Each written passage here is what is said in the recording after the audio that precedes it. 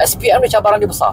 Sebab SPM kita belajar 2 tahun tau. Daripada tingkatan 4 sampai tingkatan 5. Banyak benda yang kita dah belajar. Kalau setengah-setengah tempat, setengah-setengah sekolah, dia belajar awal, dia cepat kelas, dia banyakkan kelas, additional kelas lah, supaya dia dapat habiskan silibus awal. Ini bagus sebab dia nak fokus kepada latih tubi.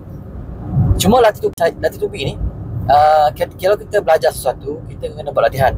Sebab nak pastikan apa kita belajar tu kita ingat, tanamkan dalam kepala kita.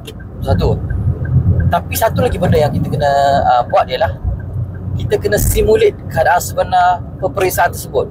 Kalau peperiksaan itu mengambil masa 2 jam untuk kita jawab soalan, dan belum jawab, let's say kalau soalan objektif tu mungkin 50 soalan dalam masa sejam, contoh, maka kita kena buat menjawab soalan tersebut dengan level kesusahan seperti mana itu, dan juga pada masa yang ditetapkan yang sama.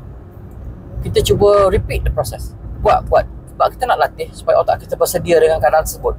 Kadang-kadang kita ada perasaan blank, tak tahu. Tapi kalau kita dah bersedia dengan latihan ini, kita tahu soalan mana kita nak skip untuk kita jawab soalan seterusnya, dan juga bila kita nak come back to that questions. Sama juga soalan struktur dengan soalan esei. Sama, kita kena ada set satu masa untuk kita selesaikan ikut masa yang ditetapkan, 2 jam, 3 jam, dengan jumlah soalan yang sama, dengan level question yang sama, kesusahan yang sama.